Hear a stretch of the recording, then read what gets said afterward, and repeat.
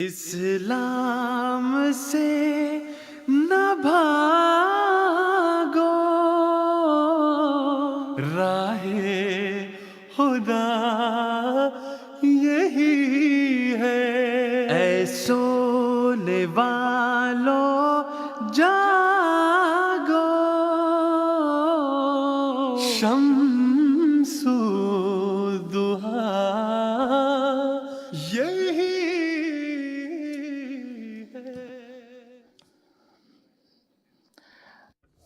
আউযুবিল্লাহি মিনাশ শাইতানির রাজিম বিসমিল্লাহির রহমানির রহিম। দর্শকবিন্দু আসসালামু আলাইকুম ওয়া রাহমাতুল্লাহি ওয়া বারাকাতুহু। আজ 10ই জানুয়ারি জিএমটি অনুযায়ী এখন 4:30, আর আমরা এখানে এমটি ইন্টারন্যাশনাল জার্মান ইনস্টিটিউট থেকে আপনাদের সমীপে রাহে হুদা অনুষ্ঠান নিয়ে উপস্থিত হয়েছি। দর্শকবিন্দু, যেমনটি আপনারা জানেন, আমাদের এই অনুষ্ঠান লাইভ এবং ইন্টারঅ্যাক্টিভ।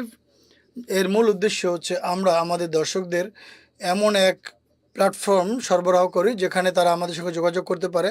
ইসলাম এবং আহমদিয়া মুসলিম জামাত এবং জামাতের পবিত্র প্রতিষ্ঠাতা হজরত মসিহ মউদ আলাইহিসসালাতু ওয়াসসালামের দাবি সম্পর্কে, তার শিক্ষামালা সম্পর্কে আপনাদের মাথায় যদি কোনো প্রশ্ন জাগে বা আপনাদের মাথায় যদি কোনো আপত্তি থাকে, তাহলে তার খণ্ডন জানতে চাইলে আপনাদের জন্য সুযোগ আছে উত্তর জানার। অনুষ্ঠান চলাকালীন সময়ে পুরো অনুষ্ঠান জুড়ে আমাদের সঙ্গে যোগাযোগের বিস্তারিত বিবরণ হোয়াটসঅ্যাপ বা ফোন নাম্বার দেখানো হবে। আপনারা এর মাধ্যমে যোগাযোগ করতে পারেন আমাদের সাথে।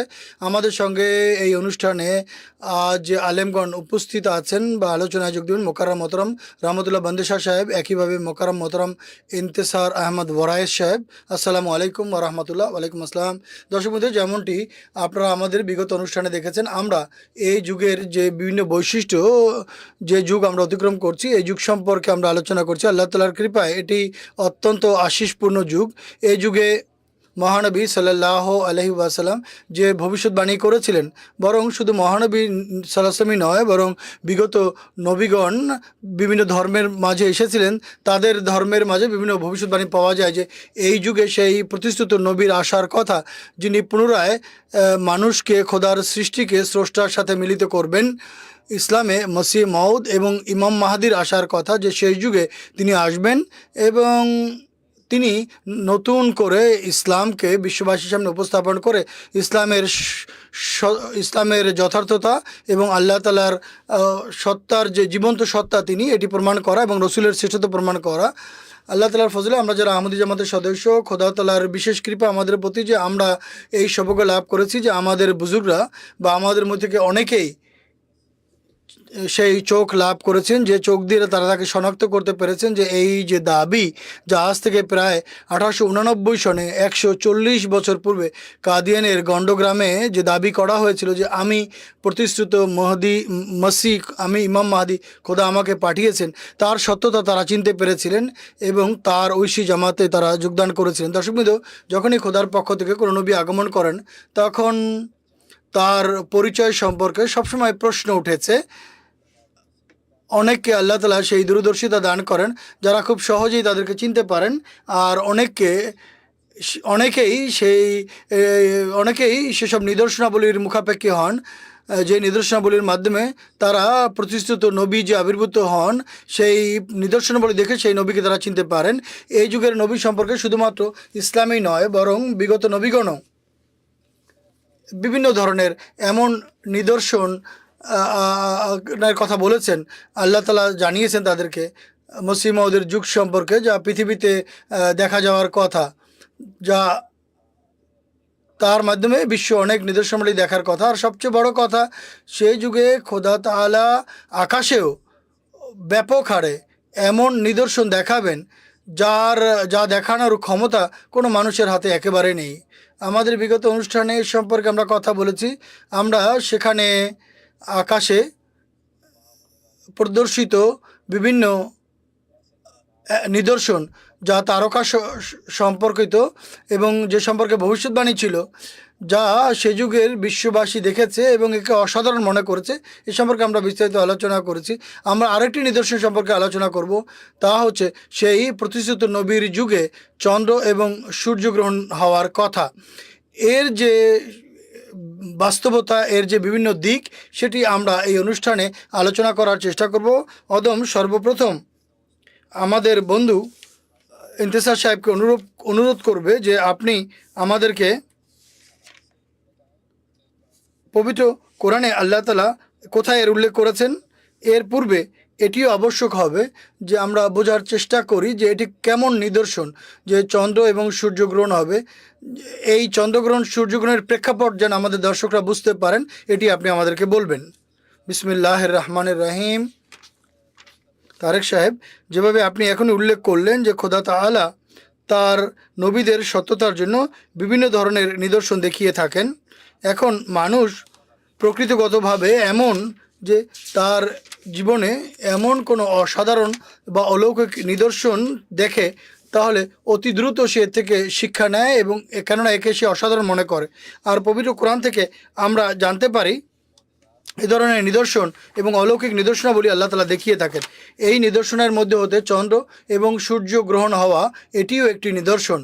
এখন দিনের আলোয় আমরা দেখি যে সূর্য উজ্জ্বল হয়, কিন্তু কখনো কখনো খোদা তাআলার বিশেষ পরিকল্পনায় এমন হয় যে সূর্যের আলো হ্রাস পায় বা দিনের বেলায় অন্ধকার চারিদিকে ছড়িয়ে পড়ে। এই বিষয়টি বা এই ধরনের ঘটনা যখন ঘটে বা সূর্যের আলো যখন কমে যায়, একে তখন সূর্যগ্রহণ নাম দেয়া হয়। আর একইভাবে যখন চাঁদের আলো হ্রাস পায় তখন তাকে চন্দ্রগ্রহণের নাম দেয়া হয়। এগুলো এই সমস্ত যে গ্রহ নক্ষত্রের যে কথা, এগুলো আমরা পবিত্র কোরআন থেকে জানতে পারি যে এগুলো বিভিন্ন নিজ নিজ কক্ষপথে তারা সন্তরণ করছে নিজ নিজ সময়। এই যে সৌরজগৎকে খোদা তাআলা এমনভাবে বানিয়েছেন যে পৃথিবী সূর্যের চতুর্দিকে ঘূর্ণায়মান, একইভাবে পৃথিবী চাঁদের পাশাপাশি সূর্য চতুর্দিকে ঘুরছে। অনেক সময় এমনও হয় চাঁদ প্রদক্ষিণ করতে করতে যখন সে তার যাত্রা আরম্ভ করে তখন সে সূর্য এবং পৃথিবীর মাঝখানে এসে যায়। যখন সে এই সফর করে এবং সফর করতে করতে পৃথিবীর অন্য প্রান্তে চলে যায়, অর্থাৎ সূর্য এবং পৃথিবী এক জায়গায় হয়, এর বিলকুল অপরদিকে যখন চাঁদ থাকে এবং পৃথিবীর ছায়ায় লুকিয়ে যায়, তখন সূর্যের আলো চন্দ্র পর্যন্ত পৌঁছে না। তখন পৃথিবীর সঙ্গে সূর্যের আলো বাধাপ্রাপ্ত হয়ে চাঁদের দিকে আর যেতে পারে না। তখন আমরা এই আলো না পৌঁছার কারণে চন্দ্রগ্রহণ বলি। একইভাবে যখন চাঁদ ঘুরতে ঘুরতে কখনো এমনও হয় যে এটি পুনরায় যখন সে ফেরত যাত্রা আরম্ভ করে তখন সে পৃথিবী এবং সূর্যের মাঝখানে এসে যায়। তখন সূর্যের যে আলো এটি সরাসরি পৃথিবী পর্যন্ত পৌঁছে না। তখন এই সময়কে বা এই মুহূর্তকে আমরা সূর্যগ্রহণ নামে এটি আমাদের জন্য পরিচিত। পবিত্র কোরআন এই দিকে আমরা ইঙ্গিত পাই। পবিত্র কোরআনে সূরাতুল কিয়ামায় আল্লাহ তাআলা উল্লেখ করেছেন, কোরআন শরীফে আল্লাহ তাআলা বলছেন সেই যুগের চিত্র অঙ্কন করতে গিয়ে, আউযু বিল্লাহি মিনাশ শাইতানির রাজিম, ইয়াসআলু আইয়ানা ইয়াউমাল কিয়ামাতি ফাইদা বারাকাল বাসারু ওয়া খাসাফাল কামারু ওয়া জুমিআশ শামসু ওয়াল কামার ইয়াকুলুল ইনসানু ইয়াউমা ইযিন আইনাল মাফার। অর্থাৎ যখন মানুষ জিজ্ঞেস করে কিয়ামত কবে হবে, উত্তর দাও যখন মানুষের দৃষ্টি বিস্ফারিত হবে এবং চন্দ্রগ্রহণ হবে এবং সূর্য এবং চন্দ্রকে এক জায়গায় করা হবে, তখন মানুষ বলবে পালাবার পথ কোথায়, পলায়নের পথ কোথায়। এখানে খাসাফাল কামার, চাঁদের আলো কমে যাবে, অর্থাৎ চাঁদের গ্রহণ হবে আর চন্দ্র এবং সূর্যকে একত্রিত করা হবে। এখন সর্বপ্রথম এই আয়াতে চন্দ্রগ্রহণের উল্লেখ করেছে। আল্লাহ তাআলা নিজে বলে দিয়েছেন যে এক সময় আসবে কিয়ামতের লক্ষণাবলীর মধ্যে এটি একটি অন্যতম লক্ষণ যে চন্দ্রগ্রহণ হবে। এরপরে আয়াতে আল্লাহ তাআলা বলছেন চন্দ্র এবং সূর্যকে এক জায়গায় একত্রিত করা হবে। কোনো কোনো তফসির কারক যখন সূর্যগ্রহণ হয়নি বা সূর্যগ্রহণ হওয়ার পরও আপত্তি করত, এখানে চন্দ্রগ্রহণের উল্লেখ আছে, সূর্যগ্রহণের উল্লেখ তো নেই। অথচ যখন সূর্যগ্রহণ হয়েছিল এবং চন্দ্রগ্রহণ এবং এর রীতির দিকে আমরা যখন তাকাই যে চন্দ্রগ্রহণ হয়েছিল সূর্য এবং পৃথিবীর অন্যদিকে চলে গিয়েছিল, অর্থাৎ তিনটি একই লাইনে একই সমান্তর লেখা এসে গেছে, তখন চন্দ্রগ্রহণ হয়।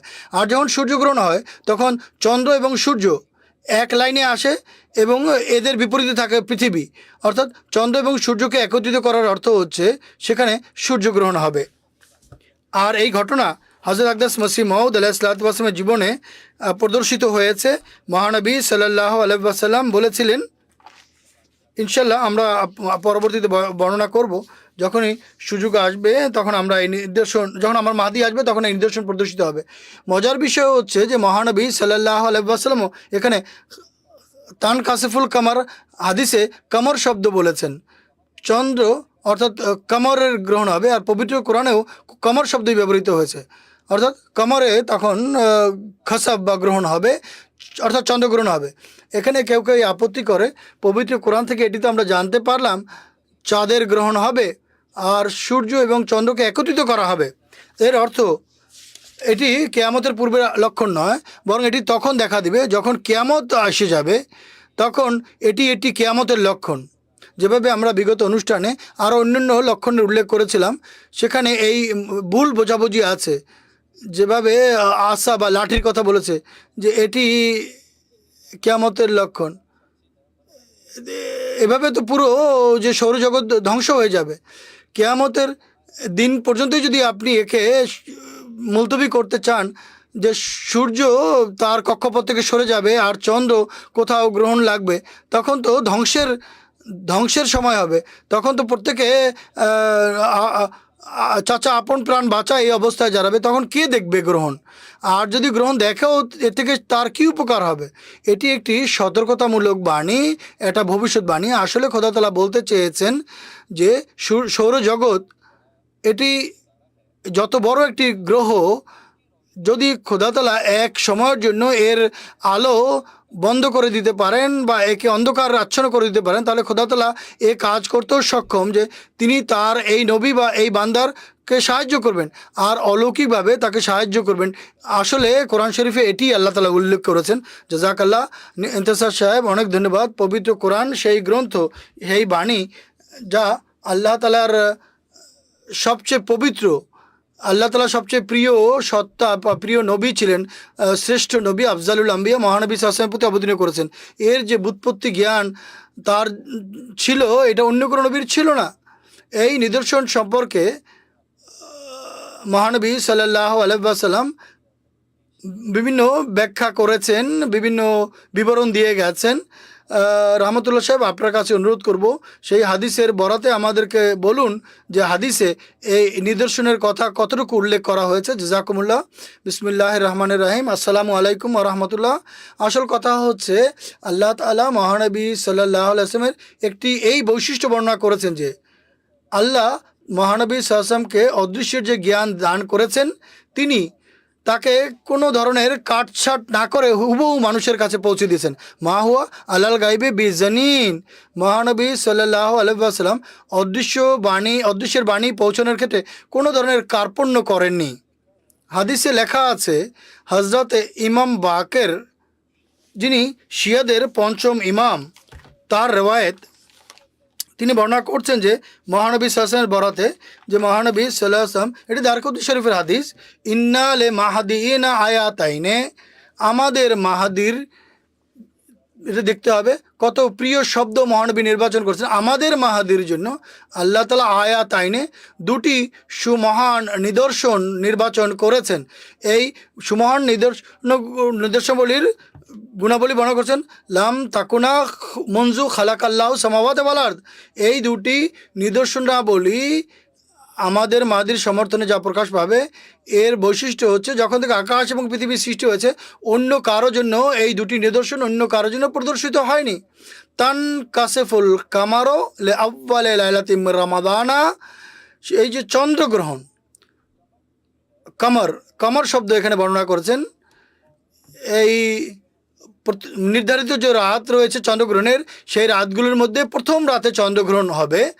আর দ্বিতীয় অংশে বলেছেন ওয়াতান কাসেফুস শামসু, আর সূর্য ফি নিসফি মিনহু, তার জন্য যে নির্ধারিত দিনগুলো আছে সূর্যগ্রহণের জন্য, সেই দিনগুলোর মধ্যে হতে মধ্যম তারিখে গ্রহণ হবে, অর্থাৎ একই রমজানে হবে এই মাসে।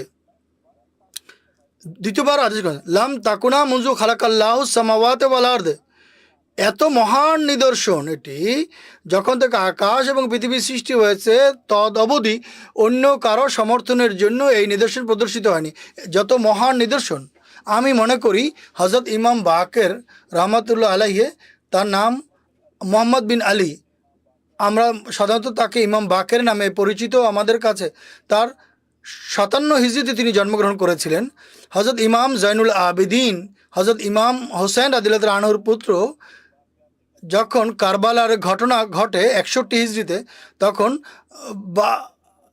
বালির লোকের মধ্যে থেকে কেবলমাত্র একজন মানুষ অসুস্থ হওয়ার কারণে তখন বেঁচে গিয়েছেন, তিনি ছিলেন হযরত ইমাম জাইনুল আবেদিন।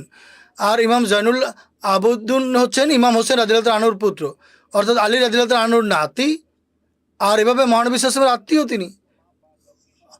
আর হযরত ইমাম বাকের হযরত আবু বকরের পর নওয়াসির সাথে বিয়ে হয়েছে, অর্থাৎ তার নাতনির সাথে বিয়ে হয়েছে। তার পদমর্যাদা হচ্ছে যখন তিনি রেওয়ায়েত বর্ণনা করতেন সেখানে কথা বলতেন না যে অমুক আমাকে বলেছে অমুকে বলছেন, সবাই জানতে অনেক সময় তিনি নিজেও বলে দিয়েছিলেন এবং ক্লিয়ার করে দিয়েছিলেন। যখন আমি কোনো হাদিস বর্ণনা করি, যেহেতু তিনি অনেক সাহাবীকে দেখেছিলেন, যদি আমার কোনো রেওয়ায়েত বা হাদিস ইমাম জাইনুল আবেদিন বা তার থেকে ইমাম হোসেন থেকে যদি তিনি শুনে থাকেন, বা তিনি হযরত আলী বা রাসূলুল্লাহ সাল্লাল্লাহু আলাইহি ওয়াসাল্লামের কাছ থেকে শুনে থাকেন, তাহলে আমি নাম উল্লেখ করিনি। এই রেওয়ায়েতে তিনি বলেন না যে অমুকে বর্ণনা করছেন তমুকে বর্ণনা করছেন। প্রথম কথা হচ্ছে এটি। এতে যে সুমহান ভবিষ্যৎবাণী আছে তা কি? প্রথম, এইটি নিদর্শন কার জন্য? আমাদের ইমাম মাহাদির জন্য। আর আর কখন নিদর্শন হবে? আকাশ এবং পৃথিবীর সৃষ্টি অবধি এই নিদর্শন অন্য কারোর জন্য প্রদর্শিত হয়নি। কত মহান নিদর্শন ছিল এটি।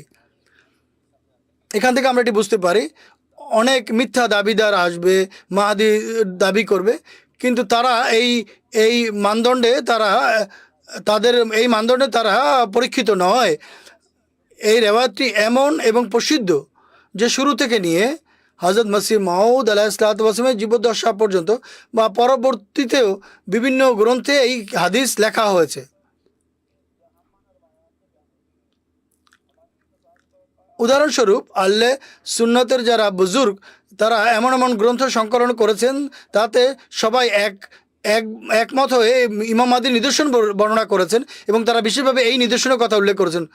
আহলে সুন্নতের আলেম আল্লামা কুরতুবী রাহমাতুল্লাহ আলাইহি, প্রসিদ্ধ আলেম, তিনি খুব চমৎকার একটি গ্রন্থ লিখেছেন, কিতাবুত তাজকিরা বে আহওয়ালিল মাউতা ও আমরুল আখিরা।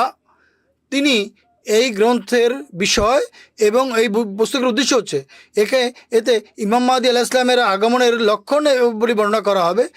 তিনি হাদিসটি বর্ণনা করেছেন যে এই নিদর্শন প্রকাশ পাবে। এরপর হযরত তাজে সুফিদের তাজ ইমাম সৈয়দী রহমাতুল্লাহ আলাইহি, তিনি এক জায়গা দুই জায়গায় নয় বরং কয়েক জায়গায় তিনি তার ফাতোয়াতেও এটি উল্লেখ করেছেন। সুনান আবু দাউদের ভাষ্য গ্রন্থ লিখেছেন যার নাম মিরকাতুস সৌদ, যার নাম, তাতেও তিনি এই রেওয়ায়াতটি বর্ণনা করেছেন এবং বলেছেন এটি ইমাম মাহদির জন্য নিদর্শন হিসেবে প্রকাশ পাবে। যেহেতু আমাদের অধিকাংশ বন্ধু এবং যারা জানেন আমাদেরকে, তাদের সম্পর্ক ভারতের বিভিন্ন অঞ্চলের সঙ্গে, বা আমাদের যারা আরবি ভাষী রয়েছেন তাদের মধ্যে আল্লামা ইবনে হাজার হাসমি রহমতুল্লাহ, তার বইয়ের নামও বড় মজার, আল কাউলুল মুক্তাসের, সংক্ষিপ্ত কথা কার সামনে, ফি আলামাতে আল মাহাদি আল মুনতাজের, অর্থাৎ আগমনকারী ইমাম মাহাদি যার প্রতীক্ষা করছি তার সম্পর্কে ছোট ছোট কথা এখানে বর্ণনা করেছেন তিনি। আমাদের হানাফি আলেম আল্লামা মোল্লা আলী কারি রহমতুল্লাহ আলাইহি, তিনি মিশকাতের ভাষ্য গ্রন্থ লিখেছেন। তারেক সাহেব, মিশকাত হচ্ছে সেই হাদিস গ্রন্থ যাতে সিয়াসিতার সারাংশ যেটিকে বলা যেতে পারে। কোনো মাদ্দা, সাধারণভাবে আহলে সুন্নতের এমন কোনো মাদ্রাসা নেই যেখানে এই পুস্তক অক্ষরে অক্ষরে পড়া হয়। এর ভাষ্য গ্রন্থ লিখেছেন মোল্লা আলী কারি মিরকাতুল মাফাতিহ। এই মিরকাতুল মাফাতিতেও এই হাদিসটি উল্লেখ করেছেন। শুরু থেকে আরম্ভ করে বড় বড় বুজুর্গ বা প্রবীণ ইমাম হাদিসটি নোট করেছেন এবং লিখেছেন যে এটি ইমাম মাহাদির লক্ষণ, অর্থাৎ এই হাদিসটিকে তারা গুরুত্ব দিয়েছেন। এটি হচ্ছে বলার মূল উদ্দেশ্য। বিগত অনুষ্ঠানেও আমরা বলছিলাম, সাধারণ জনগণকে বারবার বলছিলাম যে রেওয়ায়েত আমাদের আহলে সুন্নত আলেমগণ বর্ণনা করেছেন, সেই একই রেওয়ায়েত যদি শিয়া আলেমগণ বর্ণনা করেন তাহলে সেই রেওয়ায়েতের গ্রহণযোগ্যতা বেড়ে যায়, গুরুত্ব বেড়ে যায়। কেননা এমন দুটি দল যারা বাহ্যত বিপরীতমুখী, তারা সেই একই রেওয়ায়েতকে নিজেদের গ্রন্থে স্থান দিয়েছেন। বেহারুল আনোয়ার পড়ে দেখুন, বেহারুল আনোয়ারে বিভিন্ন স্থানে এই রেওয়ায়েত নোট করা হয়েছে, এই হাদিস নোট করা হয়েছে যে আগমনকারী ইমাম মাহদির নিদর্শনাবলীর মধ্যে একটি নিদর্শন হচ্ছে, আরও 8, 9, 10টি নিদর্শন বর্ণনা করা হয়েছে। প্রত্যেকটি জায়গায় এই কথা বলা হয়েছে। একটি নিদর্শন কি? তার যুগে চন্দ্রগ্রহণ হবে, সূর্যগ্রহণ হবে। বরং বিহারুল আনোয়ারের যে অনুবাদ প্রকাশ করা হয়েছে তাতে রেওয়ায়ত নোট করেছেন, খুবই মজার সেটি। এক বৈঠকে হজরত ইমাম বাকের রহমাতুল্লাহ আলাইহে সম্ভবত ভুল বোঝাবুঝির কারণে বলেছেন যে চন্দ্রগ্রহণ মাসের শেষে হবে আর সূর্যগ্রহণ মাসের শুরুর দিকে হবে। তখন বৈঠকে উপস্থিত একজন ভদ্রলোক জিজ্ঞেস করেন, হে ইবনে রসুল, সম্ভবত আপনার কোনো ভুল হচ্ছে। তিনি তাৎক্ষণিকভাবে এদিকে মনোযোগ দেন। এতটা প্রসিদ্ধ রেওয়ায়েত যে এতে কোনো ধরনের সন্দেহ সংশয়ের অবকাশ নেই। এটি হজরত ইমাম মাহাদি আলাইহিস সালামের জীবদ্দশা পর্যন্ত এই কথা চলেছে। হুজুরের জীবদ্দশায় বা এবং তার পূর্বে বুজুর্গরা এই হাদিসটি নোট করেছে। তো রেয়ায়তের মধ্যে কোনো বৈপরীত্য নেই বা কোনো সন্দেহ সংশয়ের অবকাশ নেই। সূর্য যখন চন্দ্র যখন উঠে তখন চাঁদের প্রমাণ চাঁদ নিজেই। সূর্য যখন উদিত হয়েছে, সূর্যগ্রহণ হয়েছে, তখন এটি তার সত্যতার প্রমাণ। আসল কথা হচ্ছে সূর্যের অপেক্ষা করছিল, সূর্যগ্রহণ তো হয়ে গেছে। যাই হোক, আপনি কয়েকটি উদ্ধৃতি উপস্থাপন করছেন, অত্যন্ত গুরুত্বের দাবি রাখে এই টপিকও। আমরা পরবর্তীতে এদিকে আবার আসার দিকে আসবো, কেননা এই রেওয়ায়তটিকেও তারা অস্বীকার করার চেষ্টা করে। যাই হোক, জাযাকাল্লাহ। আমাদের সাথে এখন একজন কলার আছেন, আরিফুজ্জামান সাহেব। আমি চেষ্টা করব তাকে স্টুডিওতে সুযোগ দেওয়ার, তার প্রশ্নটি করার জন্য। আরিফুজ্জামান সাহেব, আসসালামু আলাইকুম রহমতুল্লাহ। ওয়ালাইকুম আসসালাম রহমতুল্লাহ বারাকাতুহু। আপনার প্রশ্নটি করুন। আমার প্রশ্ন হচ্ছে চন্দ্র এবং সূর্য গ্রহণ সম্পর্কে অন্যান্য নবীদের গ্রন্থে কোনো উল্লেখ পাওয়া যায় কি, তার উল্লেখ করুন।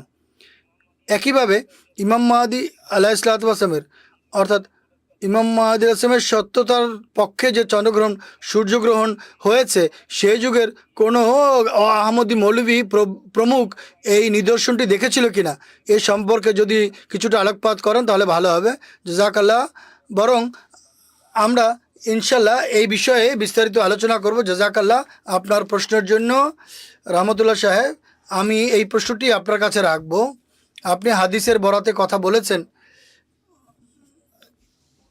আরও দু একটি কথা আছে, সেগুলো আমরা আলোচনা করছি। এখানে আরিফুজ্জামান সাহেব বলছেন যে মসিহ মাউদের যুগে চন্দ্রগ্রহণ সূর্যগ্রহণ হয়েছিল। লাম তাকুনা মুনজু খালাক আল্লাহ সামাওয়াতে ওয়াল আরদের উল্লেখ ছিল। কখনোই এই নিদর্শন অন্য কারোর জন্য প্রদর্শিত হয়নি সত্যতার পক্ষে। আল্লাহ তাআলা রসুল এই কথা বলে গেছেন, এটি কোনো সাধারণ কথা নয়। আমরা এটাই জানতে চাই। এখানে আমরা বসে আছি, অনুষ্ঠান করছি, জানা কথা দর্শকদের জানাতে চাচ্ছি যে এই নিদর্শন প্রকাশ পেয়েছে এবং দিবালোকের মতো এটি সুস্পষ্ট। এত সুমহান নিদর্শন আল্লাহ তাআলা প্রদর্শন করেছেন যে এই নিদর্শন সারা পৃথিবীতে হইচই ফেলে দিয়েছিল। ইন্তেসার সাহেব আপনার কাছে অদম প্রশ্ন করবে বা জানতে চাইবে, সেই যুগের ঘটনার কিছু ঝলক আমাদেরকে দেখান বা কিছু বলুন, যাতে আমরা কিছুটা ধারণা করতে পারি যে কীভাবে সে যুগে এই ঘটনা ঘটেছিল। জাযাকুমুল্লাহ। হজরত মসিহ মাউদ আলাইহিসসালাতু ওয়াসসালাম 1882 সনে মামুর হওয়ার দাবি করেছেন, যে খোদা তাআলা আমাকে মামুর হিসেবে পাঠিয়েছেন।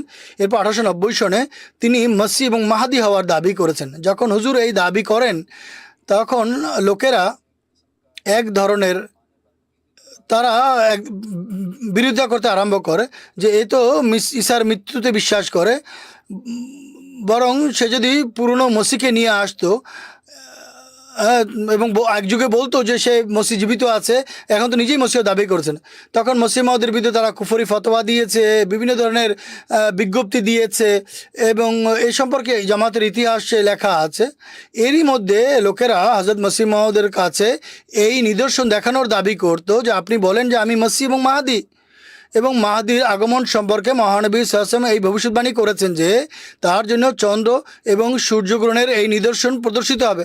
তো আপনার সমর্থনে এই নিদর্শন কোথায়, আপনি আমাদেরকে দেখান। হযরত মসিহ মাউদ আলাইহিস সালাম দোয়াও করতেন। এখন খোদা তাআলার মহিমা দেখুন। বারাহিনে আহমদিয়ায় আল্লাহ তাআলা যা অনেক পূর্বে লেখা হয়েছিল, সেখানে আল্লাহ তাআলা তাকে ইলহাম করে বলেছিলেন, কুল ইন্দি শাহাদাতুম মিনাল্লাহ ফাল আনতুম মুমিনুন। এরপর পুনরায় বলছেন, কুল ইন্দি শাহাদাতুম মিনাল্লাহ ফাল আনতুম মুসলিমুন। তখন এদিকে কারো দৃষ্টি যায়নি যে আমার কাছেও একটি সাক্ষী আছে, নিদর্শন আছে।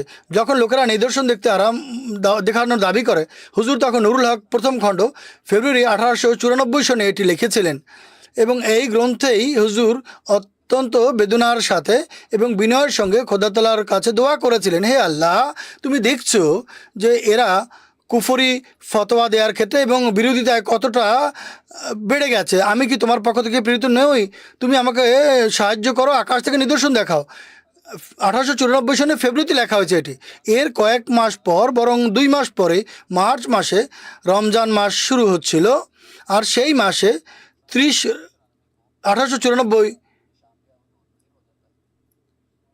21শে মার্চ 1894 সনে 13ই রমজান চন্দ্রগ্রহণ হয়। হাদিস অনুযায়ী দাঁড়ায় গ্রহণের জন্য নির্ধারিত যে দিনগুলো আছে তার মধ্যে প্রথম রাত হচ্ছে 13ই রমজান। 21শে মার্চ 1894 সনে কাদিয়ানে এই গ্রহণ দেখা যায়। নির্ধারিত রাতের কথা আপনি বলছেন, নির্ধারিত রাত বলতে কি বোঝাচ্ছেন? বর্তমান যুগে তারেক সাহেব এটি বোঝা খুবই সহজ হয়ে গেছে আমাদের জন্য। প্রথম কথা হচ্ছে, হাদিসের বাক্য হচ্ছে কামার।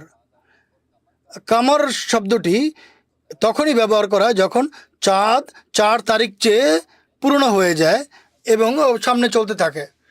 আর বৈজ্ঞানিকভাবে এটি প্রমাণিত, চন্দ্রগ্রহণ ততক্ষণ মতো হতে পারে না যতক্ষণ মতো চাঁদ 13, 14, 15 তারিখ পর্যন্ত না হয়। অর্থাৎ চন্দ্রগ্রহণের নির্ধারিত তারিখ হচ্ছে 13, 14, 15। জানা কথা, যদি প্রথম তারিখে চাঁদ হয় তাহলে সে সময় তো চাঁদ দেখাই যায় না, তাহলে এটি কীভাবে নিদর্শন হবে? প্রথম, দ্বিতীয়, তৃতীয় তারিখের চাঁদকে তো হেলাল বলা হয়। এমনিতেই চাঁদ দেখা যায় না, তারপর যদি গ্রহণ কেউ দেখবেই না, তা প্রথম দিনের চাঁদ কেউ দেখতেই পায় না, এরপর যদি গ্রহণ লাগে তাহলে তো এটি কীভাবে নিদর্শন হতে পারে? আমি উল্লেখ করছিলাম 21শে মার্চ 1894 সনে এই চন্দ্রগ্রহণ সংঘটিত হয়। অর্থাৎ রমজানের চন্দ্রগ্রহণের নির্ধারিত তারিখগুলির মধ্যে প্রথম তারিখে 13ই রমজানের চন্দ্রগ্রহণ হয়। এরপর 6 এপ্রিল 1894 সনে, যেটি ছিল 28 রমজান, সেই তারিখে সূর্যগ্রহণ হয়। এবং ঘটনায় পাওয়া যায় হযরত মসিহ মাউদ আলাইহিসসালাম যখন জানতে পারেন যে সূর্যগ্রহণ হচ্ছে আর লোকেরা সেই সূর্যগ্রহণ দেখার জন্য একত্রিত হচ্ছে, হুজুর নিজেও সেখানে যান। তিনি যখন আকাশের দিকে তাকান তখন হালকা, অর্থাৎ গ্রহণ শুধুমাত্র শুরু হয়েছিল, হুজুর এটি দেখে বলেন, এটি তো খুব সামান্য গ্রহণ মনে হচ্ছে, সব মানুষ দেখতে পাবে কি পাবে না। বর্ণনাকারীরা বলছে কিছুক্ষণের মধ্যেই তখন ধীরে ধীরে পুরো সূর্য ঢেকে যায় এবং স্পষ্টভাবে মানুষ দেখতে পায়। এটি হলো পুরো এশিয়ার দিকের কথা। সূর্যগ্রহণের জন্য নির্ধারিত আল্লাহ তাআলার বিশেষ কোনো কথা বলছেন কিনা, যে সূর্যগ্রহণ হবে ওয়ান নিসফে মিনহু ফিন নিসফে মিনহু, অর্থাৎ সূর্যগ্রহণ হবে নির্ধারিত তারিখগুলোর মধ্যে নির্ধারিত মধ্যম তারিখে। সূর্যগ্রহণের জন্য নির্ধারিত তারিখ হচ্ছে 27, 28 এবং 29 রমাজান, অর্থাৎ চন্দ্র মাসের তারিখে, খ্রিস্ট ক্যালেন্ডারের হিসাবে নয়, চন্দ্র মাসের হিসাবে 27, 28, 29 তারিখে মধ্যম তারিখে সূর্যগ্রহণ হওয়ার কথা, সেটি হচ্ছে 28 তারিখ। আর হুবহু সেই দিনই সূর্যগ্রহণ হয়। আল্লাহ তাআলা এটি এই দেশগুলোতে কাদিয়ানে বা ইস্টার্ন পূর্ব দিকে যারা বসবাস করেন তাদেরকে দেখিয়েছেন, কিন্তু খোদা তাআলা চাচ্ছিলেন বিশ্বের এক প্রান্ত পর্যন্ত এই চন্দ্র এবং সূর্যগ্রহণের ঘটনা সীমিত না থাকে, বরং পুরো বিশ্ব যেন স্পষ্টভাবে জানতে পারে যে এটি কোনো মাহদী এবং নবুয়তের দাবিকারকের আগমনের নিদর্শন। পরবর্তী বছর হুবহু একই দিনগুলোতে 1895 সনে চন্দ্র এবং সূর্যগ্রহণ হয়েছিল রমজান মাসে নির্ধারিত তারিখে। এটি খোদা তাআলার পক্ষ থেকে অনেক বড় এবং স্পষ্ট, অনেক বড় একটি নিদর্শন ছিল। এখন এই নিদর্শন যখন প্রদর্শিত হয়, হযরত মসিহ মাউদ ইসলাম বলেন, এখন দেখো এই ভবিষ্যৎবাণী কত স্পষ্টভাবে পূর্ণ হয়েছে।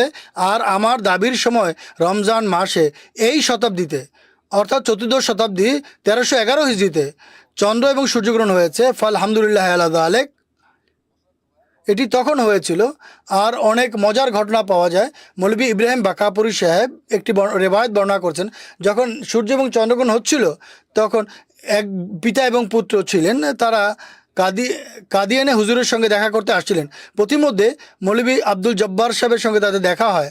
তখন তিনি জিজ্ঞেস করেন, মৌলভী সাহেব, এই যে হাদিস এসেছে চন্দ্রগ্রহণ এবং সূর্যগ্রহণ হাদিস, এটি সঠিক কিনা?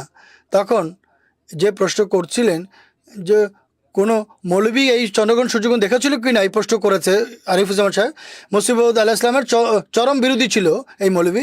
সে যখন দেখে এ হাদিস সত্য কিনা জিজ্ঞেস করছে, তখন সে বলছিল মির্জা সাহেবের খপ্পরে পড়বেন না। সে এই হাদিসটি তার সত্যতার অনুকূলে উপস্থাপন করে মৌলবী আব্দুল জব্বার সাহেবের কথা অনুযায়ী, অথচ মাহাদির জন্ম সম্পর্কে এই হাদিস, এটি তার সত্যতার প্রমাণস্বরূপ নয়। তখন যারা মামলা মোকদ্দমা করতে করতে আমার জীবন কেটে গেছে, কখনো এমন হয়নি যে কোনো জজ আমাকে বলেছেন যে আমাকে কোনো প্রমাণ আনতে বলেছে যে এর দাবি কেউ না করেছে তার আগে কেউ আনতে বলেছে। হযরত মির্জা সাহেব দাবি করেছে, তারপর আল্লাহ তাআলা এর প্রমাণ চন্দ্রগ্রহণ সূর্যগ্রহণ দেখিয়েছেন। এটি হতে পারে না। হুজুর আরও বলছেন যে নুরুল হকের দ্বিতীয় খণ্ড, হুজুর চন্দ্রগ্রহণ সূর্যগ্রহণের পরবর্তীতে লিখেছেন। এই অংশে হুজুর মৌলবীদের এবং অন্য লোকদেরকে চ্যালেঞ্জ দিয়েছেন। হুজুর বলেন, যদি তোমাদের মতে এর পূর্বে কোনো দৃষ্টান্ত থাকে যে কোনো ব্যক্তি দাবি করেছিল আর খোদা তাআলার পক্ষ থেকে সে এসেছিল আর তার সমর্থনে চন্দ্র এবং সূর্যগ্রহণ হয়ে থাকে, এমন কোনো দৃষ্টান্ত তোমরা দেখাতে পারলে দেখাও, আর 1000 রুপি পুরস্কার নিয়ে যাও। এবং এই চ্যালেঞ্জ আজ পর্যন্ত বলবৎ রয়েছে। হযরত মসিহ মউদ আলাইহিস সালামের জীবনে এমন কোনো দাবিদার পাওয়া যায়নি এবং আজ পর্যন্ত কেউ দেখাতে পারেনি। কেননা হুজুর নিজেই বলে দিয়েছিলেন মসিহর আগমনের সময় ছিল, অন্য কারোর সময় ছিল না। আমি যদি না আসতাম তাহলে অন্য কেউ আসতো। এটিই মসিহ মউদ আলাইহিস সালামের আগমনের দাবি করছিল। তারেক সাহেব, যদি কথা লম্বা না হয় আর কিছু বলতে চাই, এখনই যে আমরা আলোচনা করছিলাম হযরত মসিহ মাউদ আলাইহিসসালামের সত্যতা সম্পর্কে এই যে ভবিষ্যৎবাণী রয়েছে, ইন্নালে মাহাদিন আয়াতাইনে, এই ভবিষ্যৎবাণী অত্যন্ত সূক্ষ্মভাবে হযরত মসিহ মাউদের সত্তায় পূর্ণ হয়েছে। ইন্নালে মাহাদিনা, আমাদের মাহাদির জন্য। হুজুর নিজের এবং মাহাদির মধ্যে কোনো পার্থক্য রাখেননি। তিনি বলছেন ইনি আমাদের মাহাদি হবেন, সে আমাদের নিষ্ঠাবান প্রেমিক হবে, সত্যবাদী প্রেমিক হবে, আমাদের কথা তার কথা হবে। হযরত মসিহ মাউদের বই পুস্তক দেখুন, তার সাহিত্য দেখুন, রসুলের ভালোবাসায় পরিপূর্ণ। তার এক একটি রচনা থেকে মহানবী সাল্লাল্লাহু আলাইহি ওয়াসাল্লামের ভালোবাসার যে প্রেরণা চেতনা ঝরে পড়ে, যা দেখে এবং পড়ে মানুষ অবাক হয়ে যায়। হুজুরের যে কবিতা মুহাম্মদ সাল্লাল্লাহু আলাইহি ওয়াসাল্লামের পর অন্য খোদার পরে মোহাম্মদকে ভালোবাসা, এটি যদি কুফরে দেখেছে আমি সব তো কাফের। নেতা সাহেব ধন্যবাদ। দর্শক অনেকেই প্রশ্ন করে ইমাম মাহদির প্রতি কেন আপনারা ইমাম মাহদি আনছেন। আমরা যে বিশ্বাস পোষণ করি, এই যে ভুল বিশ্বাস, পবিত্র কোরআন যাকে ভুল প্রমাণ করছে, একজন নবী এসেছে তারপর আর কোনো নবী আসবে না, অর্থাৎ মহানবী সাল্লাল্লাহু আলাইহি ওয়াসাল্লামের পরে নবুয়তের ঝর্ণা বন্ধ হয়ে গেছে, কল্যাণ বন্ধ হয়ে গেছে। আমরা বলি না, নবী আসবেন সেভাবে আসবে যেভাবে মহানবী বলে গেছেন। তার অনুগত নবী হবে, তার ধর্মের নবায়নের জন্য আসবে এবং তিনি যা কিছু লাভ করবেন তা মহানবীর কল্যাণেই পাবেন এবং তিনি সব কিছু মহানবীর প্রতি আরোপ করবেন। আজ বিশ্ববাসী এই চেষ্টা করছে, বিশ্বজগৎ বলছে রসুলের সঙ্গে এই লোকের কোনো সম্পর্ক নেই। নাউজুবিল্লাহ নাউজুবিল্লাহ। আহমদিয়া মুসলিম জামাতকে অমুসলমান আখ্যায়িত করা হয় এবং কুফরি ফতোয়া পর্যন্ত দেওয়া হচ্ছে। মোট কথা, মহানবী সাল্লাল্লাহু আলাইহি ওয়াসাল্লাম তখন দেখছিলেন যে তার মাহাদির সঙ্গে কী ব্যবহার করা হবে, আর যারা এই ব্যবহার করবে তাদের সম্পর্কে মহানবী বলছে ওলামা উহুম, তারা তাদের ওলামা হুম। কিন্তু এই যে মাহাদি, তিনি আমার মাহাদি হবেন, ইনি আমার মাহাদি। কত চমৎকার বহিঃপ্রকাশ, যেভাবে আপনি বলছেন ভালোবাসা তো আছেই, কিন্তু মহানবী সাল্লাল্লাহু আলাইহি ওয়াসাল্লাম তাকে কতটা আপন করে নিয়েছেন এবং বলছেন তোমরা মনে করছো যে ইনি তোমাদের নয়, এ আমার বিরুদ্ধে চলছে, বলো ঠিক নয়, ইনি আমার মাহাদি, আমার মানুষ। তারেক সাহেব, এখানে তো সেই আলোচনা আরম্ভ হয়ে যায় মসিহ মাউদের রসুল প্রেমের কথা। হযরত শেখ ইয়াকুব আলী সাহেব ইরফানি রাদিয়াল্লাহু তাআলা আনহু বর্ণনা করেন, আমি 1925 সনে যুক্তরাজ্য গিয়েছিলাম এবং সেখানে একজন পাদ্রির সঙ্গে আমার সাক্ষাৎ করার বাসনা ছিল। সেই পাদ্রি হযরত মসিহ মাউদ আলাইহিস সালামের সঙ্গে পূর্বে মিলিত হয়েছিল বা সাক্ষাৎ করেছিল। অদম এই কথা বলতে চায় যে যার প্রতি মানুষের ভালোবাসা হয় তার বিরুদ্ধে মানুষ কোনো কথা সহ্যই করতে পারে না। এই একই অবস্থা হযরত মসিহ মাউদ আলাইহিস সালামের ছিল। হযরত ইয়াকুব আলী সাহেব ইরফানি রাদিয়াল্লাহু আনহু বর্ণনা করছেন, যখন আমি সেই পাদ্রির সাথে দেখা করি, হযরত মসিহ মাউদ আলাইহিস সালামের স্মৃতিচারণ হলে সে এক কথা বলে, আমি মির্জা সাহেব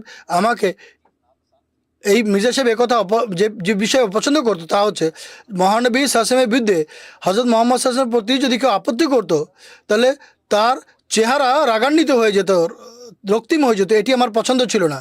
ইয়াকাবুল সাহেব ইরফানি রাদিয়াল্লাহু তাআলা বর্ণনা করছেন, পাদ্রী সাহেব, যে বিষয়টি আপনার পছন্দ নয় সেই বিষয়ের জন্য তো আমি উৎসর্গিত, নিবেদিত।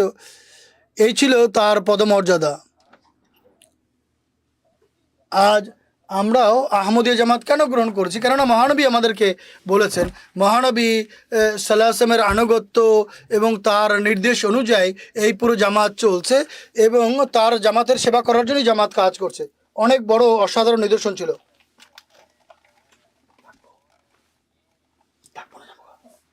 আর এই নিদর্শন এমন ছিল যে সারা পৃথিবী এর জন্য অপেক্ষা করছিল। জানা কথা যে এর জন্য হইচই আরম্ভ হওয়ার কথা। আরিফুজ্জামান সাহেবেরও প্রশ্ন ছিল যে এই নিদর্শনের সাথে আম, আর কি বিষয় ছিল, আপনি আমাদের অনুরোধ করে বলবেন। দেখুন, অভ্যন্তরীণ সাক্ষ্য প্রকাশ করা হয়েছে, আর তখনই প্রকাশ হয়, পরবর্তীতে বানানো হয়নি। এটি বাহ্যিক নিদর্শন বা সাক্ষ্য রয়েছে যে যখন এই নিদর্শন প্রকাশিত হয় তখন মানুষের আবেগ কেমন ছিল। এখনই উল্লেখ করা হয়েছে যে যখন 6 এপ্রিল 1894 সনে যেদিন সূর্যগ্রহণ হওয়ার ছিল, সেদিনকার পয়সা পত্রিকা সেটি একটি প্রবন্ধ প্রকাশ করে এক ব্যক্তির, যে মক্কা অবস্থান করছিল। সে বলে যে আমি মক্কায় অবস্থান করছি, এখানে চন্দ্রগ্রহণ হয়ে গেছে 21 মার্চ তারিখে, 13 রমজান দিন। 28 মার্চে যে সূর্যগ্রহণ হওয়ার কথা, সে সম্পর্কে তার অনুভূতি কি ছিল। আর এটি ঠিক 6 এপ্রিল 1894 সনের কথা। অর্থাৎ তখনও সেই নিদর্শন প্রকাশিত হয়নি। সকালে পয়সা পত্রিকা প্রকাশিত হয়, সেখানে তিনি বলছেন যে মক্কা মুআজ্জামার থেকে আজকাল, তিনি বলছেন যে আজকাল মক্কা মুআজ্জামায় এক অদ্ভুত হইচই বিরাজ করছে। যারা ইমাম মাহদী আলাইহিস সালাম এর জন্য অপেক্ষা করছে তাদের জন্য অদ্ভুত এক সময় বিরাজ করছে। কোনো জলসা, কোনো মাহফিল, কোনো ঘর এই উল্লেখ ব্যতিরেকে হয়নি যে যেখানে ইমাম মাহদীর আগমনের বিষয় এই যুগে প্রকাশিত হওয়ার কথা আলোচিত না হয়েছে। যখন থেকে এটি প্রকাশিত হয়েছে যে এই রমজানেই এই চন্দ্র এবং সূর্যগ্রহণ উভয়টি এক মাসে হতে যাচ্ছে, তিনি বলছেন যে তখন থেকে তাদের ধারণা আরো বেশি এই ক্ষেত্রে সুস্পষ্ট হয়েছে। আর সবার মাঝেই এই বিষয়টি বিরাজ করছে। কেউ কেউ নিজেদের সমস্ত হাতিয়ার, যা বছরের পর বছর ধরে পড়ে জং ধরে গিয়েছিল, তারা সেগুলো পরিষ্কার করছে। আমি খুবই অদ্ভুত দৃষ্টির সাথে, অবাক দৃষ্টিতে এই দৃশ্য দেখছি। অনেকেই যারা বিশ্বাস করতো যে খুনি মাহাদি আসবেন বা তিনি আসলে যুদ্ধ হবে, জিহাদ হবে, তো এই ধারণায় তারা এটি, এই যে উদ্ধৃতি আপনি পড়ছেন, এটি আমরা বলি যে এখানে একটু থেমে বিষয়টি বোঝা উচিত। এটি কোনো সামান্য বিষয় নয় যা আপনি এখন বলছেন।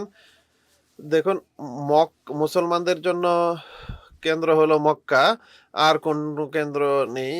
আর মক্কা আরব জগৎ, যা মহানবী ইসলামের জন্মস্থান, এখানে যদি মুসলমানরা তাকায় তাহলে মক্কার কথা আপনি বলছেন, কোনো ঘর বা কোনো সভা বা কোনো মাহফিল এমন নেই যেখানে এই বিষয়টি বলা, উল্লেখ না করা হয়েছে যে নিদর্শন প্রকাশিত হচ্ছে বা হয়েছে। তো এই নিদর্শনকে তখন যেভাবে বলা হয়েছে যে দেখুন, পাদ্রী সাহেবদের বিশেষ স্বভাব হলো, এক নূর আফশা নামে একটি পত্রিকা প্রকাশিত হতো। খ্রিস্টানরা কোনো ধরনের কটূক্তি করতে ছাড়েনি। তো নূর আফশা 21 মার্চ তারিখে, আর 6 এপ্রিলে এটি প্রকাশিত হয়ে গেছিল। নূর আফশা, যা খ্রিস্টান পত্রিকা, তা 11 মে 1894 সনে যে সংবাদপত্র প্রকাশ করে, তাতে হজরত মসিহে মোহাম্মদ রাসূলুল্লাহ সাল্লামের বিরুদ্ধে একটি প্রবন্ধ ছাপায়। সেখানে বলা হয়েছিল যে মির্জা কাদিয়ানির সম্পর্কে একটি উপকারী এই পরামর্শ। সেখানে তিনি লিখছেন যে এমন কোন ও তিনি বিভিন্ন কটূক্তি করার পর তিনি বলছেন যে মক্কার পথ ধরো, কেন গত রমজানে চন্দ্র ও সূর্য গ্রহণের ঘটনা সেখানকার লোকদের হৃদয়ে এক জোশ সৃষ্টি করে দিয়েছে, আর সেখানে গেলে আপনি মাদি হয়ে যেতে পারবেন। এক খ্রিস্টান বলছে হযরত মসিহে মাউদ আলাইহিসসালামকে কটূক্তি করে, কিন্তু প্রমাণ কি হলো যে নিদর্শন প্রকাশিত হয়েছে আর মানুষের মাঝেই জোশ ছিল এটি দেখে। অর্থাৎ পয়সা পত্রিকায় যে কথা আপনি একটু আগে বললেন তা এখানে অন্য এক জাতি তার সত্যায়ন করছে, আর মুসলমানদের বিরোধী দল এই পয়সা পত্রিকাতে যা 25 মে 1894 সনে সেখানেও অদ্ভুত একটি সংবাদ প্রকাশিত হয়, তাও হযরত মুসলিম মাউদ আসলাম সম্পর্কিত। তিনি বলছেন যে চন্দ্র এবং সূর্য গ্রহণ আর মাহাদির আগমন। তিনি লিখছেন যে আজকাল হিন্দুস্তানের লোকেরা এই সংশয়ে রয়েছে যে রমজানে চন্দ্র এবং সূর্য গ্রহণ হয়েছে, এটি মাহদি শেষ যুগের মাহদির আগমনের নিদর্শন। এখন দেখা উচিত যে সেই মাহদি কে আর কোথায় তার আত্মপ্রকাশ ঘটে এবং সে আত্মপ্রকাশ করে কি করে, এটি হলো দেখার বিষয়। এখনই যেমনটি আপনি বলা হয়েছে যে আদালতে যাদের উপস্থিত প্রথমে দাবিকারক থাকে আর এরপর সাক্ষীদের উপস্থিত করা হয়, তো আল্লাহ তাআলার পক্ষ থেকে যে দুটি নিদর্শন ছিল যার বিশেষভাবে উল্লেখ আল্লাহর রসুল করে গেছেন যে যখন থেকে পৃথিবী আকাশ সৃষ্টি হয়েছে এমন নিদর্শন কখনো প্রকাশিত হয়নি, তার চর্চা হওয়ারই কথা ছিল। বাকি আজ যদি কেউ বলে যে আমি নিদর্শন দেখতে পাচ্ছি না, তো ঠিক আছে, আমরা তার কথা অবশ্যই সঠিক বলবো, কেননা 2025 সনে এই নিদর্শন প্রকাশিত হয়নি, বরং 125-30 বছর আগে এটি প্রকাশিত হয়েছে। এভাবে 130-35 বছর পূর্বে এর কোনো রেওয়ায়েত বা ইতিহাসের উপর নির্ভর করতে হয়। অনুরূপভাবে প্রথম দিন থেকে নিয়ে আজ পর্যন্ত যেভাবে বিভিন্ন বই পুস্তকের স্ক্যান আমরা ওখানে দেখিয়েছি, সংবাদপত্রের স্ক্যান দেখিয়েছে, তো আমাদের কাজ হলো যেমনটি মসিহ মাউদ আসলাম বলেছিলেন যে আকাশকে আমার জন্য এক নিদর্শন হিসেবে বানিয়েছো তুমি, চন্দ্র এবং সূর্য আমার সাক্ষ্য দিয়েছে। যখন আপনি যেমনটি এখন উল্লেখ করলেন যে সেই নিদর্শনের বারবার চাওয়া হচ্ছে, সেই হাদিসকে নেওয়া হচ্ছে, সেই চর্চা হচ্ছে। আচ্ছা, এখন আপনি দাবি করছেন কোথায় সেই নিদর্শন, আর যখন সেই নিদর্শন প্রকাশিত হয় তখন তারা চুপ হয়ে যায়।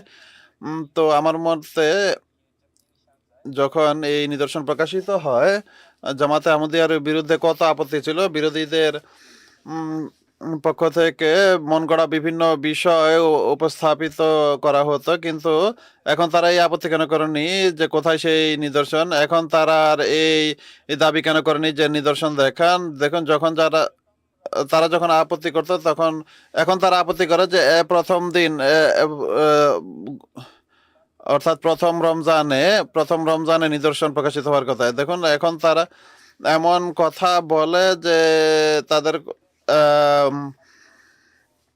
কথা শুনলে মনে হয় যে নিজের মনকে বোঝানোর জন্য তারা এমন সব অযৌক্তিক কথা বলে যা কখনই গ্রহণযোগ্য নয়। দেখুন আমাদের বন্ধুদের পক্ষ থেকে প্রশ্ন এসেছে, জাযাকাল্লাহ রহমতুল্লাহ সাহেব, আপনি খুব সুন্দরভাবে বিষয়টি বুঝালেন। মালয়েশিয়া থেকে আদিল আহমদ সাহেব, তিনি এই বিষয়েই প্রশ্ন করছেন যে আমার প্রশ্ন হলো যেভাবে হাদিসে বর্ণিত হয়েছে যে সূর্য এবং চন্দ্র গ্রহণ এভাবে হবে যে যা কখনো পূর্বে হয়নি, যার উল্লেখ এখনই আমরা করলাম, তো পূর্বেও কি কখনো চন্দ্র এবং সূর্য গ্রহণ এক বছরের বিরতিতে হয়নি, আর গত বছরও রমজানে চন্দ্র এবং সূর্য গ্রহণ হয়নি, তো এ সম্পর্কে আমরা কি বলবো?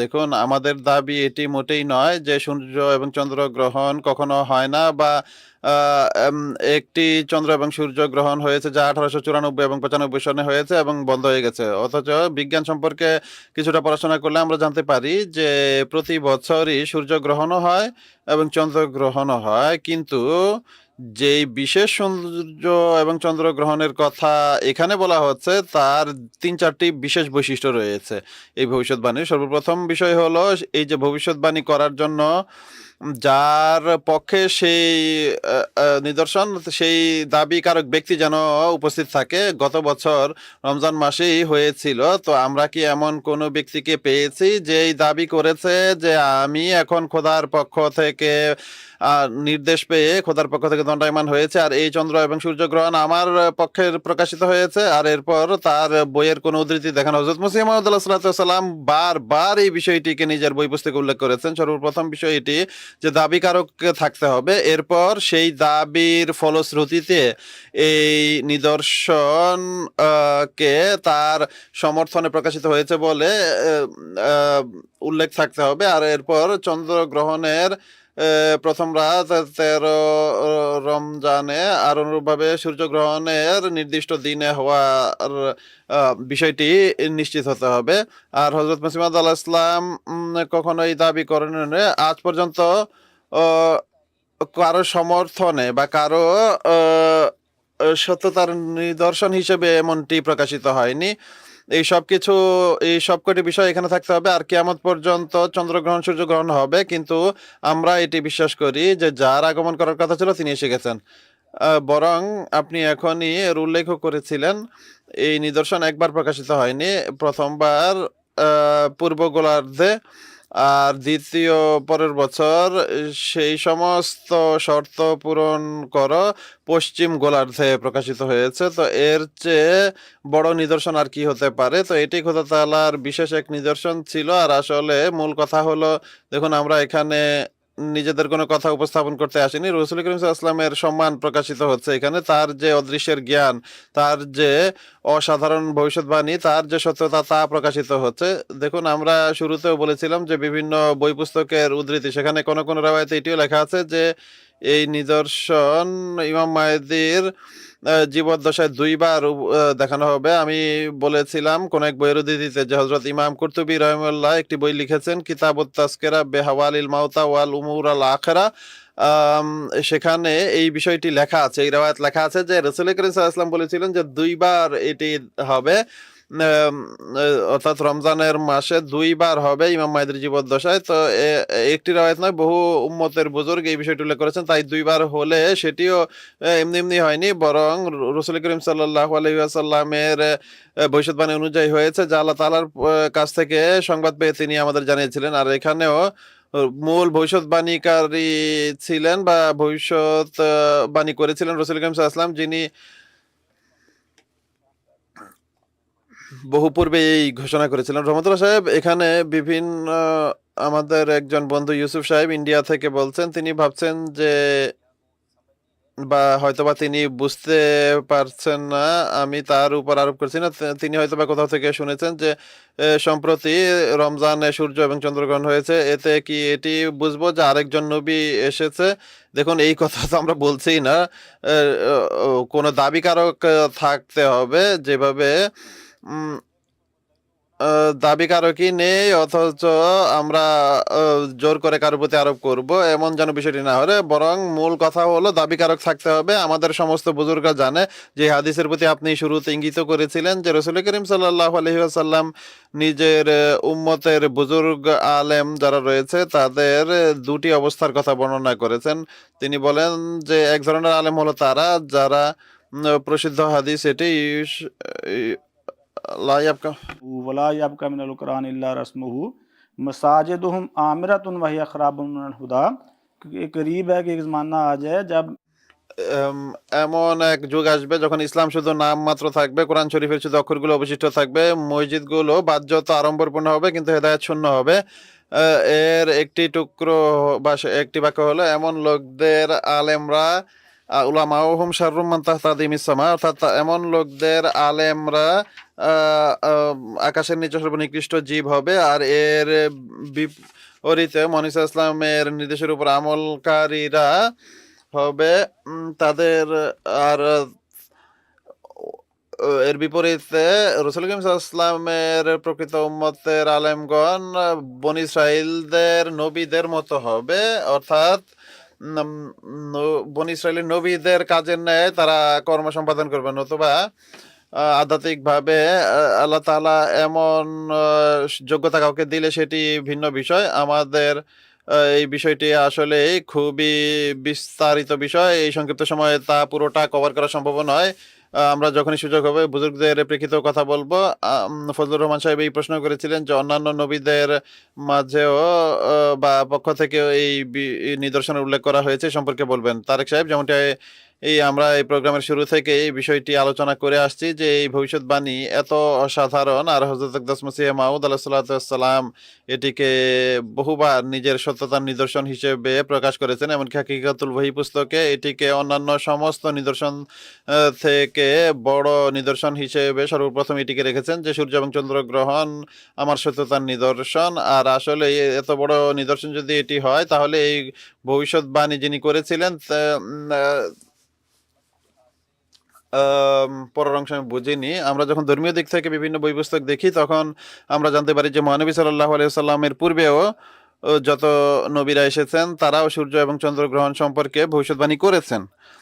উদাহরণস্বরূপ জিসাইয়া নবী বাইবেলে লেখা আছে, জিসাইয়া পুস্তকে, যে আকাশের তারকা এবং তাদের আলোকাগুলো তারকা আলো নিষ্প্রভ হবে। এখন এখানে যে শব্দটি ব্যবহৃত হয়েছে তা হলো সূর্য উঠতে উঠতেই অন্ধকার হয়ে যাবে।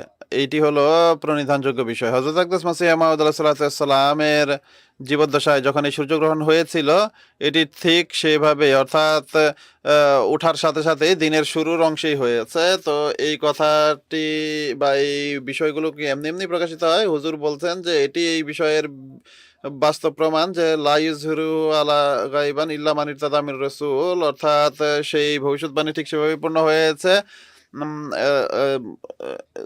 এটি প্রমাণ করে যে এই ভবিষ্যৎবাণী খোদা তাআলার পক্ষ থেকে ছিল। অনুরূপভাবে হিজকিল নবীও এই ভবিষ্যৎবাণী উল্লেখ করেছেন। তিনি লিখেন যে খোদা তাআলার পক্ষ থেকে এই কথা বলতে গিয়ে যে যখন আমার শাস্তি তোমাদের উপর আসবে, যখন আমি তোমাকে ধ্বংস করব, তখন আকাশকে অন্ধকার এবং তার তারকাকে নিষ্প্রভ করে দিব এবং সূর্যকে মেঘ দ্বারা ঢেকে দিব এবং চন্দ্র নিজের আলো দেবে না। এখানে খোদা তাআলা শাস্তি হিসেবে উল্লেখ করছেন যে সূর্যকে ঢেকে দেওয়া হবে। তো পূর্বের আলেমরা যারা অতিবাহিত হয়েছেন, তারা কোরআন শরীফের আয়াত থেকে এটি প্রমাণিত হয়েছিল যে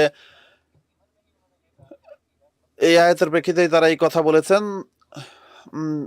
আবু সুলেমান হাবদ বিন খতাবি তিনি এই কথা বর্ণনা করেছেন যে এই আয়াতের একটি দিক হলো এটি চন্দ্র এবং সূর্য গ্রহণ। এই সূর্য এবং চন্দ্রগ্রহণ খোদা তাআলা তখন দেখাবেন যখন সতর্ক করা এবং মানুষকে ভয় দেখানোর উদ্দেশ্য হবে। এখন খোদা তাআলা কখন ভয় দেখান বা সতর্ক করেন? কোরআন শরীফ আমাদেরকে বলে যে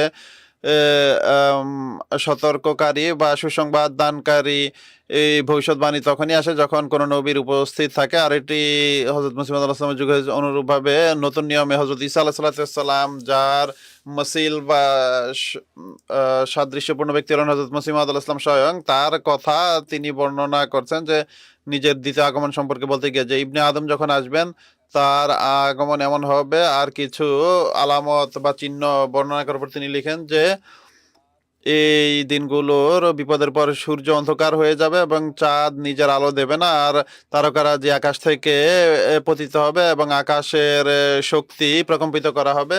তখন ইবনে আদমের নিদর্শন আকাশে প্রকাশিত হবে। এক একটি বিষয় এত চমৎকারভাবে পরিপূর্ণ হতে আমরা দেখতে পাই যে তারকা পতিত হচ্ছে, সূর্য এবং চন্দ্রগ্রহণ হচ্ছে। ইবনে আদম হযরত মসিহ মাউদ আলাইহিস সালাম এসেও গেছেন, দাবিও করছেন।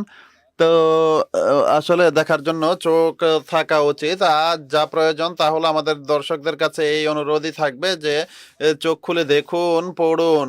আজকের এই আধুনিক যুগে একটি সাধারণ বিষয় খুঁজে পাওয়া কোনো কঠিন জিনিস নয়। কম্পিউটার, ইন্টারনেটে লিখে দেখুন যে এই সূর্যগ্রহণ এবং চন্দ্রগ্রহণ কখন হয়েছিল, এই সূর্যগ্রহণ এবং চন্দ্রগ্রহণের সময় কে দাবিদার ছিল, কি হয়েছিল, এই ভবিষ্যৎবাণী পূর্ণ হয়েছিল কি হয়নি। ইন্টারনেট তো কখনো মিথ্যা বলে না। আজকের যুগে দেখুন নবীরা এত বড় বড় ভবিষ্যৎবাণী করেছেন এবং হুজুরের সততার উপর একটি মোহর দিয়ে দেওয়া হয়েছে।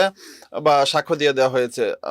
এই নিদর্শনের প্রেক্ষিতে বিগত নবীরাও নিজেদের সহিফায় বা পুস্তকে এটি উল্লেখ করে গেছেন। আর এটি আমরা কিভাবে অস্বীকার করতে পারি? এটি খোলাখুলি একটি এমন এক বিষয়, যেমনটি আপনি শুরুতে বলেছিলেন যে সূর্য উদিত হয়েছে আর আমরা চোখ বন্ধ করে থাকবো, এমনটি যেন না হয়। আমরা শুরুতে আলোচনা করছিলাম যে উম্মতের সালেহীন যারা রয়েছে তাদের কথা উল্লেখ করা হচ্ছে। আসলে বলার উদ্দেশ্য হলো জামাতে আহমদিয়াই নয় শুধু যে আমরা এই নিদর্শনের কথা বলছি, বরং উম্মতের বুজুর্গরাও এর উল্লেখ করে গেছেন। তো এই প্রেক্ষিতে আপনি আমাদের বলবেন রহমতুল্লাহ সাহেব, দেখুন হজরত মসিহে মাউদ আলাইহিসসালামের জীবদ্দশায় যে নিদর্শন প্রকাশিত হয়েছে, হুজুর এই নিদর্শনের কিছুকাল পূর্বে আমাদের বর্তমান পাকিস্তানের একজন বুজুর্গ ছিলেন, যিনি খুবই প্রসিদ্ধ ছিলেন হুরুফে আবজাদ জানার ক্ষেত্রে। মোহাম্মদ আব্দুল আজিজ পারহারভি তার নাম ছিল। তিনি ফার্সি একটি কবিতা লিখেছেন এবং সেই ফার্সি কবিতায় হুরুফে আবজাদের হিসাবে বলেন যে কোন বছর এই চন্দ্রগ্রহণ এবং সূর্যগ্রহণ হবে। হুরুফে আবজাদ হলো আরবিতে রীতি হলো প্রত্যেকটি হরফের একটি বিশেষ নম্বর রয়েছে। এটিকে 786 অনেক গাড়ির পেছনে লেখা থাকে, যা টেকনিক্যালি বিসমিল্লাহির রহমানির রহিম এর আর প্রতিটি অক্ষর একটি নম্বর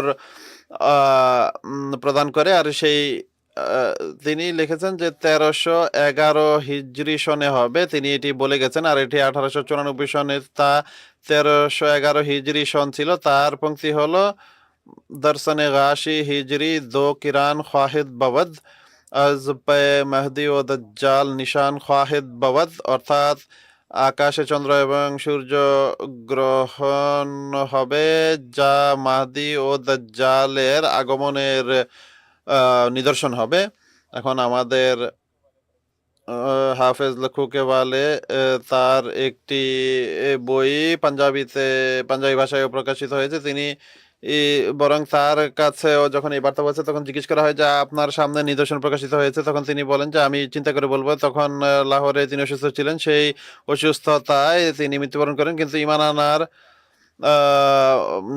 তৌফিক পাননি। আহওয়ালুল আখিরাতে তিনি লিখেছেন যে ওয়াহ সুবহানাল্লাহ, पाक हबीब खुदाई 1300 बरस जिस अग्गों पेशगोई फरमाई, यानी उस हबीब रसूल অর্থাৎ রসুল করিম সাল্লাল্লাহু আলাইহি ওয়াসাল্লামের কতই না চমৎকার মর্যাদা। তিনি 1300 বছর পূর্বে এই ভবিষ্যৎবাণী করেছেন। 28वीं सूरज लगन ग्रहण दोहनानु के 13 অর্থাৎ 13 রমজানে 28 রমজানে সূর্য এবং চন্দ্র এবং সূর্য গ্রহণ হবে 13 এবং 28 তারিখে। তিনি हाँ सरवर आलम खुद कह गए असानु, তিনি বলছেন যে এই তারিখগুলো সরওয়ারে আলম সাল্লাল্লাহু আলাইহি ওয়াসাল্লাম আমাদের বলে গেছেন। माह रमजान महीने अंदर ये सब वाकया होसी, অর্থাৎ রমজান মাসে এই সমস্ত ঘটনা ঘটবে। इमाम मोहम्मद महदी जाखर उठ खुलूसी, অর্থাৎ ইমাম মাহদি আগমন করবেন এবং তার সত্যতা নিদর্শন হিসেবে এই নিদর্শন দেখানো হবে। আর 1311 হিজরিতে এটি ঘটেছে। অদ্ভুত বিষয় হলো 1301 হিজরিতে আমাদের আহলে হাদিসের বড় বুজুর্গ নবাব নুরুল হাসান খান সাহেব ছিলেন। তিনি একটি পুস্তক লিখেছেন ইকতারাবুস সা 1301 হিজরিতে। আর সেখানে তিনি ইমাম মাহদির আগমনের নিদর্শন উল্লেখ করেছেন। সেখানে তিনি লিখেছেন যে হজরত ইমাম বাকেরের রাওয়ায়াত থেকে একটি জরুরি আলামত আগমনকারী ইমাম মাহদির নিদর্শন হলো তার আগমনের জন্য বা তার সত্যতার নিদর্শনের জন্য কি নিদর্শন প্রকাশিত হবে? রমজানের চন্দ্রগ্রহণ এবং সূর্যগ্রহণ। আর নবাব নুরুল হাসান খান সম্পর্কে হিজাজুল কিরামাতে ওইটি লেখা আছে যে এই রমজান এর চন্দ্র সূর্যগ্রহণের তারিখ সহ উল্লেখ করেছেন যে রমজানের চন্দ্রগ্রহণ 13, 14, 15 তারিখে গ্রহণ হয় এবং সূর্যের গ্রহণ হয় 27, 28, 29 তারিখে। অর্থাৎ তিনি প্রথম এটিকে ব্যাখ্যাও করে বুঝিয়ে দিয়েছেন যে প্রথম রাত এবং মধ্যম তারিখের কথা। জাযাকাল্লাহ, আপনাদের উভয়কে অনেক ধন্যবাদ। আমরা তো চাই আরো আলোচনা জারি থাকুক। অনেক বড় এক নিদর্শন এটি, যা আল্লাহ তাআলার নবী যার ভবিষ্যৎবাণী করেছিলেন লেমাদিনা এখানে হয়তোবা ধারণা হতে পারে যে মাহাদি ভিন্ন কোনো ব্যক্তি, এমন নয়, বরং মহানবী সাল্লাল্লাহু আলাইহি ওয়াসাল্লাম বলেছেন যে লাল মাহাদি ইল্লা ঈসা, অর্থাৎ সেই মাহাদি সেই ব্যক্তি যিনি ঈসা। অর্থাৎ মাহাদির নাম নিয়ে থাকলে, যেমনটি পূর্বে বহুবার বলা হয়েছে, হাদা ইয়াহদি থেকে হেদায়েতের শব্দ, অর্থাৎ তিনি খোদা তাআলার পক্ষ থেকে বিশেষভাবে প্রত্যাদিষ্ট, আর তিনি এই মর্যাদা খোদা তাআলার পক্ষ থেকে পেয়েছেন। আর মহানবী সাল্লাল্লাহু আলাইহি ওয়াসাল্লাম যার ভবিষ্যৎবাণী করে গেছিলেন। প্রিয় দর্শক, এখানে আমাদের এবারকার সিরিজ শেষ হচ্ছে। এখানে আমি এটি বলে দিতে চাই যে আমাদের এই সিরিজ এবং গত 1-2টি সিরিজে আমরা সেই যুগের নিদর্শনাদি সম্পর্কে বিস্তারিত আলোচনা করেছি, আর আমরা সেই সমস্ত দৃষ্টিভঙ্গি সম্পর্কে যা বর্তমান যুগে মহানবী সাল্লাল্লাহু আলাইহি ওয়াসাল্লাম, বর্তমান যুগ সম্পর্কে মহানবী সাল্লাল্লাহু আলাইহি ওয়াসাল্লাম যে বিভিন্ন নিদর্শন ভবিষ্যৎবাণী করে গেছেন, সেই সমস্ত বিষয় যা মসিহ ও মাহদী সম্পর্কে খুবই অদ্ভুতভাবে মানুষের মাঝে ছড়িয়ে গেছে, যা একান্ত অযৌক্তিক, আর বিজ্ঞানের দিক থেকেও এর কোনো সমর্থন পাওয়া যায় না। তো সেগুলোর বাস্তবতা আমরা আপনাদের সামনে তুলে ধরার চেষ্টা করেছি। আপনারা ইউটিউবে গিয়ে আমাদের প্রোগ্রাম দেখতে পারেন, আমাদের অনুমতি দিবেন। আজকের মতো আপনাদের সবাইকে ধন্যবাদ জানাচ্ছি। আসসালামু আলাইকুম ওয়া রাহমাতুল্লাহি ওয়া বারাকাতুহু।